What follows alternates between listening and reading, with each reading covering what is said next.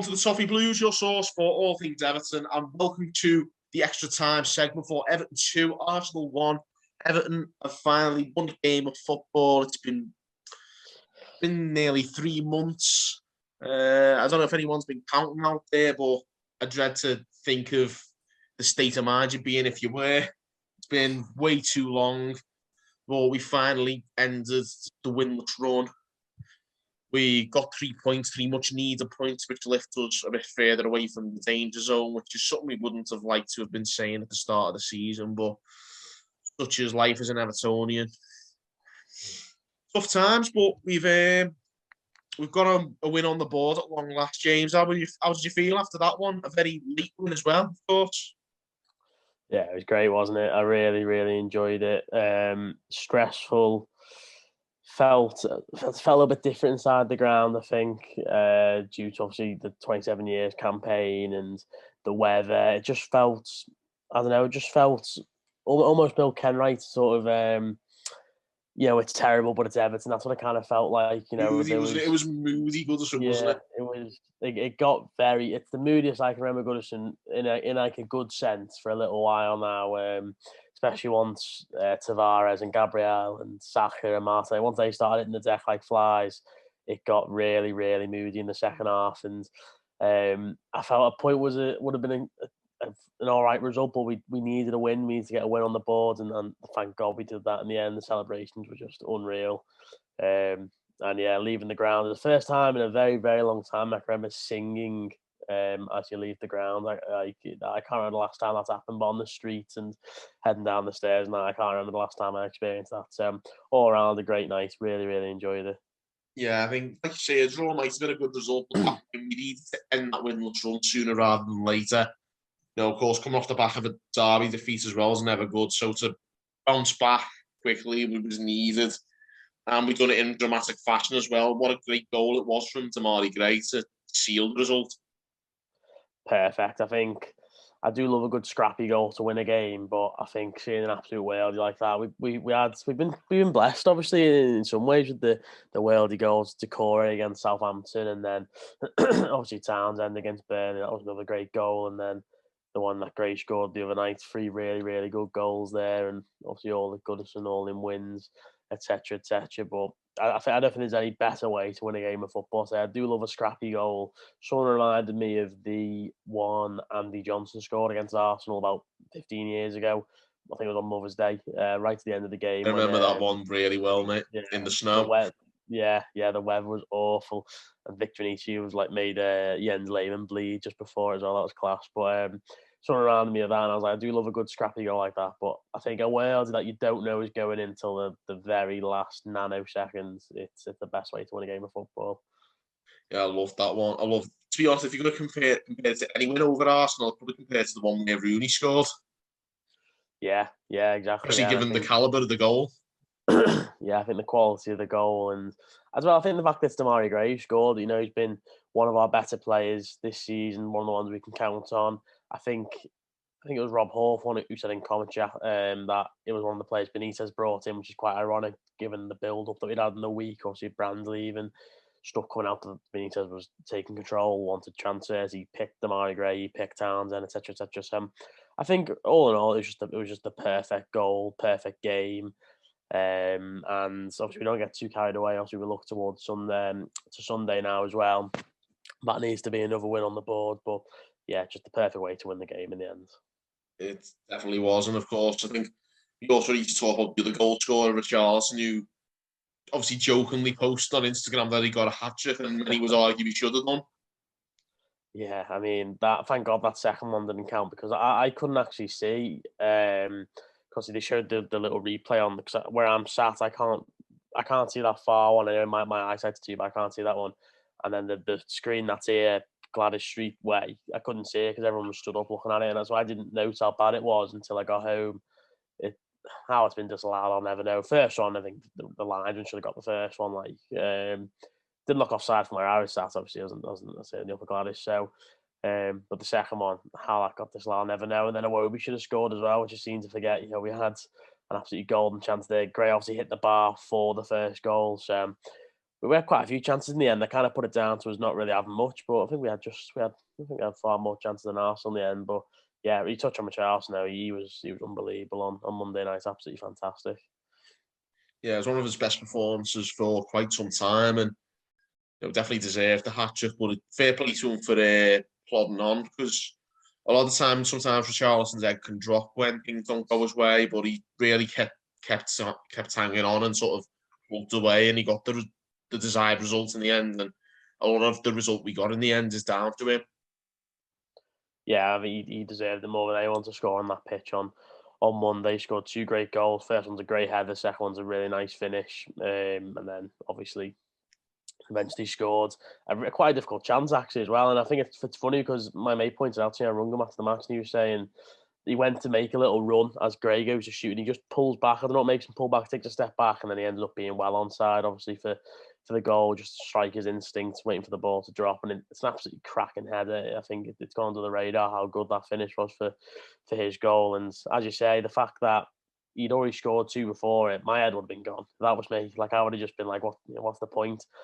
I'm sure he was probably a bit nervous that he could have been offside for the third goal as well. I thought of the 3, it was the most likely to be ruled out, but obviously you just saw in the replay he was well onside, and it was the perfect, classic, archetypal Richarlison game as far as I'm concerned. Yeah, it was vintage Richarlison, the whole game. Even when he finally did get a goal, that counted, going over to the waving imaginary flag at the line. Yeah, that was boss. I didn't see that till after the game. I think it was just delirium after he'd eventually scored. It kind of, I don't know, it kind of ruined it for me a little bit, because I thought it was going to be disallowed, and I was just thinking, what's the point? I've already gone absolutely mental for the first 2 goals, which I thought were going to count. So it kind of ruined it a little bit in the end. But yeah, he was brilliant. And then obviously, I'm sure you would have seen he did his first interview in English after the match as well, which was Yeah, very nice impressive. by them. Yeah, very good. I think he's been here for what, 3 4 years 5 now. years now, something like that. Yeah, so Been in England for 4, yeah, since he came yeah, to exactly. Watford. Yeah, so no, it's not easy though. Obviously, is it? Like, I can't speak Portuguese, so one of them. Yeah, it is. It certainly is one of them. But thank God we got the result, though. Was there any other performances, personnel-wise, that stood out for you? I thought, to be honest with you, I thought everyone, from what I can think now, man, it's a bit hazy, like, but other than maybe, I don't think Townsend was particularly good. I thought Coleman did some really good stuff, great block, a couple of good tackles on sort of in the right back position, sort of in our box. Overall, I thought he played quite well. A couple of iffy moments, as I say. I think Mason Holgate played quite well. I think he was there was a I don't know, dip in the atmosphere when he came on, because obviously he got sent off against Tottenham. He's not been very good for a little while now. Mina going off, all that, and I think he won 9 headers, which was almost twice as many as any other player, and he only played 2/3 of the match. So thought he was generally very good. Andy Gordon worked ridiculously hard as he always does. For Tamari Gray was overall impressive. Alan was a bit hit and miss. I think Decore looked a lot better and went with 3. Yeah, I don't think there's anyone who I'd say necessarily had a poor game. To be honest, I thought everyone was more or less on it, other than maybe it's like Townsend was a little bit poor, I thought. But no, otherwise I thought it was a good performance all around from everyone.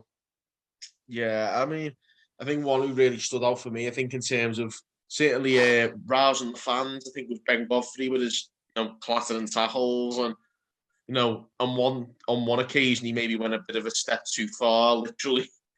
Yeah, When he, God, yeah. of course, put a few studs on Tommy Ashu's face, which was obviously he got away with it. But what do you think? Red, yellow, what? I've only seen it once, to be honest. So definitely not a red card. I don't think. I don't think he's meant to do that at all. I think that's probably why he didn't get in trouble, because it's probably a booking, and obviously VAR can't give bookings, can it? So, but the tackle he did on Tommy Ash, I think it was just before that. I was saying against the same as earlier that I think we need a moment, and there was just like, I don't know, I felt like there's a bit of irony in it as well. The fact that we didn't sign a backup left back, and that now meant that I didn't know whether Dean was injured or not pre-game. I didn't see that interview being at the match. Godfrey then going to left back, and then the fact that he's playing left back. Arsenal signed the right back. We were desperate for one, and we didn't get one. It ends up being our makeshift left back on their new right back. I don't know. It felt like it was a little bit ironic, a little bit not written in the stars per se. I'm clutching straws a bit, but it just felt like that kind of moment we needed. It got the crowd up. I think it was before the 27th minute as well. I thought the atmosphere up until and including the goals, I thought was generally pretty good. For the standard Everton have set over the last few years, where it has been pretty dire. But yeah, I say Ben Godfrey can get you up with those sort of tackles, and yeah, obviously we want to be a bit more than that. I want to be a bit more than a Sunday League tackle merchant, is what I think I've seen people call him. But I thought he played quite well on Monday overall. I think he's a really good player. I think he's obviously been really unlucky to suffer from COVID and the effect of that, and I think it will take him some time to get back to the level he was at this time last year, when he was absolutely incredible this time last year. Yeah, I think the issue is I think the problem we're seeing with Godfrey is that he's probably just not terrific in the air, and I think because he is, I don't know how tall he is, but you can't be any taller than 6'2". I'd say 6'1".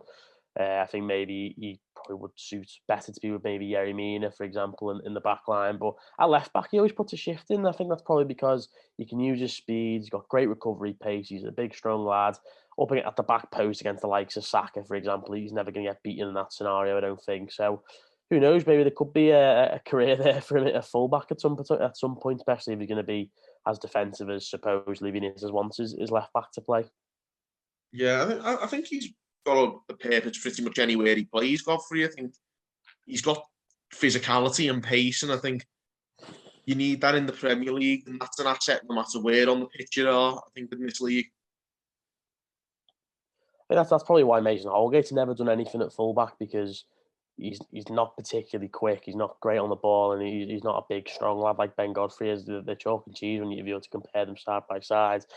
Ben Godfrey is just a tank. Well, that's probably the word I'd use to describe him. So I say it probably is no surprise they put a big shift in where he plays. He's a committed player. You saw his tackle on Heung-min Son as well the other week. That was another one which was particularly enjoyed by us. And obviously he had probably half a dozen big moments, big tackles last season. I remember a big one on Xherdan Shaqiri. It's the kind of player that he is, and I think kind of atmosphere was on Monday suits him down to the ground, and yeah, he was impressive. Yeah, I think he's one of those who certainly rides off a positive atmosphere. You mentioned the tackle on Son, and obviously why we enjoyed that. Andre Gomez hasn't really obviously struggled, particularly since that injury, but he had a really good performance when he came off the bench, I think, on Monday night, didn't he? I think obviously really nice bit of composure, bit of skill in the build-up to Gray's winner as well. Yeah, I think I've been Andrew Gomez's biggest critic, and I thought the first 5 minutes he came on, I thought he was absolutely useless. The first sort of 4 or 5 minutes, he lost the ball a couple of times, gave away a couple of silly fouls, and I thought this is going to be classic Andre Gomez. This, but once he got on the ball, you're right, he was spot on. I think what we saw then was what a lot of people think they see from Andre Gomez, and when we've seen the best from this season, which we have done a couple of times, is that he's come on and played in the 3, and he can't play in the 2. He can't do it. He's not got the legs for it. He can't get about the pitch enough. He's only, I think, he's best used when he's got space on the ball, he's got time on the ball. And because he is a big lad, he's 6'3", 6'2", I think. He's a strong boy. He likes having the ball. He can play off both feet. Having the ball in a scenario like he did on Monday, where he comes up against Xhaka, who you would know can't foul him, so he takes that big step inside, cuts back on, I think, when Ben White, and then plays that wide to Gray. Just that bit of composure, as you say, he does bring that, and he probably should have been slid in for the third goal, which the ball went to Iwobi in the end. But if he's going to play for Everton, he needs to be in a 3. And we're at a point now where I think a lot of people, especially going up against Crystal Palace, who have got big, strong lads in the centre of the park, a lot of people would probably say now, just play Alan, Decore, and Gomez in a 3. And I think that probably is what we're going to see. I hope so, anyway. It's also worth remembering that I think at the very start of last season under Ancelotti, even though, obviously Ancelotti's now gone and Rodriguez is now gone, that was actually the midfield 3 we had, with Rodriguez and Richarlison on the wings. But I think we should go back to that, to be honest. And then, regardless of who the front 3 is, it'll probably be Gray, Gordon and Richarlison again from the start. But though that midfield 3 was obviously what served us quite well early doors last season, we should probably maintain that if we can. I think as well that this version of it would be more successful because Decore's got much more license to go forward. I said he looked better the last 20 minutes, and that coincided with Gomez coming on. He gets forward a lot more. I just think in a deeper role, he's a little bit clumsy on the ball. He's better with green grass in front of him rather than in the tight spaces. I think he's shown this season he's a much better footballer than maybe some people gave him credit for. You see that the assist he got against Burnley, for example, where he sprayed a 30-yard ball along the deck into Damari Gray's feet, for example. I think he has shown this season he's got more to his game, and I think if you're playing as a line who can sit in a bit more, Gomez alongside, and Decoy just slightly more advanced and get in amongst the front three, that then becomes a lot more dangerous than I think maybe the three that we saw at the start of last season, as you say, which was Gomez, Alan and Decoy. I think there's more purpose to this midfield three than there probably will be to that one, which is obviously good for us. I think certainly, yeah. And also, like you say, I think Decore getting forward. I think there's the setup of that midfield, Gomez's ability to drop it deep with Decore going forward. I think there's a lot more balance there with that midfield three, along with a decent front three, which obviously Carlos and Gray and Gordon. Sort of, if we keep Iwobi and Rondon out of the team, I think that does us a lot of favours as well. It's sort of certainly there's immediately more pace up top, and like you say, a much better balance in the midfield. I think that gives us a lot more options and a lot more fluidity up top. I think Well, I think got a much better chance. Yeah, well, it sort of moves as well from having this weakest pace midfield, which you've had for the last few seasons, and look at the game against Wolves, for example. I think it was Alan and Gabaman, wasn't it? That compared to strength, power, defensive acumen going forward with Decore, ability on the ball, and Gomez. I just think that could work as a midfield three, and the fact that people were screaming for Delph to play to form a midfield three. I'd rather have Gomez in there than Delph, so long as he can put together 90 minutes or however long maybe his legs might last, but if he can put together at least an hour of what he showed in a cameo for 15, 20 minutes on Monday, then instantly we're looking a lot stronger. And again, I think a year ago or maybe 6 months ago, whatever, I would never have been screaming for Andre Gomez to play. But at the end of the day, he's someone we spent a lot of money on, relatively speaking, maybe not necessarily with other players, but 20-odd million, 22 million, I think it was. We've got to get our use out of him, and if we can do that then, and if Benitez can unlock him, then that's something that we've got to praise for, and hopefully that's what's going to happen. I mean, fingers crossed, because I think he's a player with ability, even if he hasn't got all the attributes that we need. I think he is lacking in some attributes to manage the Premier League, but he has got technical ability, and that can serve you well to some extent. Yeah, definitely. I think he does lack that sort of. I think it's difficult because he's had such a bad injury, yeah, and I think he would have lost a lot of yard of pace. That doesn't help. I think he's got a tendency, I think even prior to injury, to bottle the odd challenge, which is never going to go down well with Everton. He bottled a sort of 50-50 on Monday, I seem to remember, in the Arsenal box where I felt he could have got a shot away, but maybe I'm being a little bit harsh. But it does feel like he's got part of his skill set and he needs to be utilised in the correct way. And I think what we saw on Monday, again, keep going on about it, but I think that's where you saw the best of him. I can't remember to the life of me the last time I came out of a game thinking Andre Gomez played well there. Other than there was another time he came on this season, I can't quite remember what game. Oh, Burnley it was. Burnley at home he came on. So I think prior to this season, I can't really remember the last time I was genuinely quite impressed with Andre Gomez on the football pitch. That's what we're hoping he's going to see. And as you say, I think his skill set is tailored to play in a different league. But I think overall he should be good enough to play over here.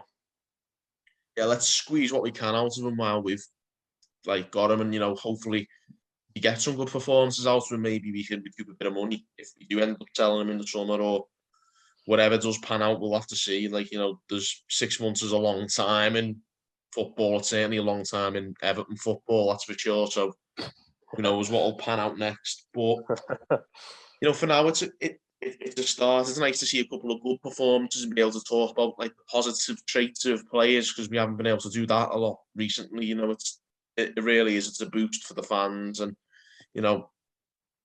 even in spite of all the off the field instability, which of course, like I say, Thomas and Eskel touch on in the next segment, but it's still there's still a lot of issues to sort, but it's just a little boost, isn't it? And a little ray shine and light for us in a very dark couple of months. Yeah, I mean, I think you instantly you look at, you go from being 5 points above the drop zone in terrible form. Burnley have got a game in hand, and Burnley are going to be absolutely fine, I'm sure of that. And I was looking the other day and I was thinking, okay, I think Watford are probably going to go in the end. I think Ranieri's improved them exponentially, but they had an absolute bin man in charge prior to him. He managed to squeeze out just enough of a ridiculously good championship squad last year. Norwich, I think they'll go down as well.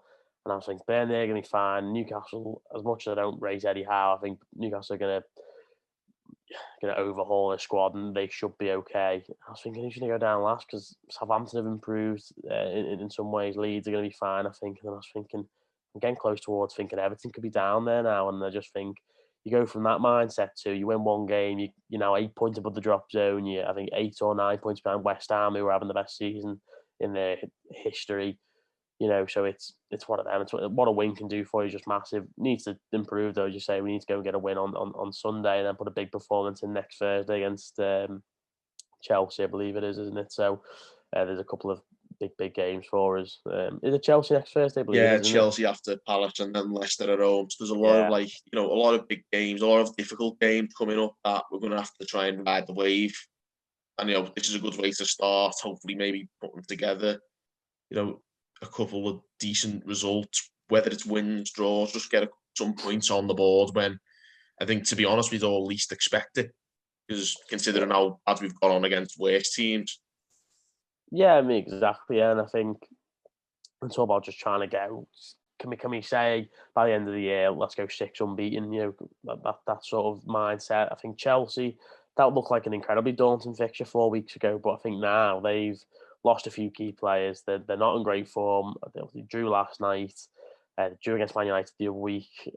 Can't quite remember how they got on this last weekend. Got beat off West Ham. That was it, yeah. Did watch that game, so I should have remembered that. But they're not in great form in the minute. Tuchel's not coming under pressure, but I have seen some people disagreeing with him and fans getting on his back a little bit, as they so often These do. people are fickle. I mean, that's he's a good manager and he's done a good job there. I mean, you can't be wanting his head. No, I'm not. Don't get me wrong. I wouldn't mind if you pinned him off. If you pin him off, I'd be clamouring to try and get him in at all costs. But, absolutely. I don't think that's going to happen, but I think they've got, just checking, and they've got Leeds on the weekend as well, which isn't going to be the easiest game. So I think that game now looks. That's the thing, though. You win a game, and Arsenal are. I said to someone at work the other day, I was like, they're like us, but from Harrods. Do you know what I mean? They're like spineless, a bit shite. Just always certainly the last 4 or 5 years since Wenger left, always just done enough to kind of keep morale, and they go through this cycle of Arteta's great, Ben White's great, Gabriel's great, Tierney's great, draw a couple of games, lose a couple of games, Arteta's shite, Arteta's good, and they're on that cycle. And I think now we've caught them just about sort of here where they're starting to question Arteta again, which I find quite funny. But yeah, that's just what we're going to do, take advantage of this. Palace, I know we're going to touch on in a minute, Palace aren't in good form going into the weekend as well, so this is massive. From now to the end of the year, it's do or die for Benitez, I think. And not because I particularly like Benitez, but because I want some stability. I hope we obviously come through it. Yeah, I mean, come January, we'll see where we're at. And I think if things aren't good, then maybe you consider the manager's position. But I'm hoping that this could be the start of some positive momentum, which could, at least cement his position in the job. It's obvious that the owner, Farhad Bashiri, backs him to the hill when you see what's unfolded the last week or so, whether you like that or not. So, also off the back of a win as well, let's just get behind him and see what happens on the weekend. And fingers crossed we can get another good result. No, absolutely. And I think the most ardent of Everton fans, if you said to him, John Rapp needs to be a success, you've got to say yes, haven't you? You don't want to be a success at Everton. And look, it's only one win. As I've said, pointing out the flaws of Arsenal, we've still got our issues in terms of injuries and the issue of Luka Dean, etc. But we've just got to pick up wins wherever we can. And then as soon as you get some positive momentum, you go into January. Benitez has got to pull something out of the bag in January in terms of getting a right back. He's got to prove that he's got the ability to look at transfers and take it forward himself if the rumours. Well, he's got full control, as many people have touched on. He has now, so let's see what he does. Exactly, and news came out today that he didn't want to get Livramento from Southampton, which has, again, negatively affected the fan base again, because I think he's been absolutely brilliant for them this season. So he's got to pull something out the bag in January with what limited funds we have. But this is a good time now. With the Cup as well coming up, we've got obviously Hull in the Cup, haven't we? So it's a great time for him to get some positive momentum behind him. And fingers crossed. But for now, let's enjoy, obviously, the win over Arsenal, Everton 2, Arsenal 1. We'll leave it at that, guys. Let us know your comments on the win over Arsenal on Monday night. Drop us a comment, give this video a like, and subscribe for more content. And until next time, thanks for watching on the Toffee Blues.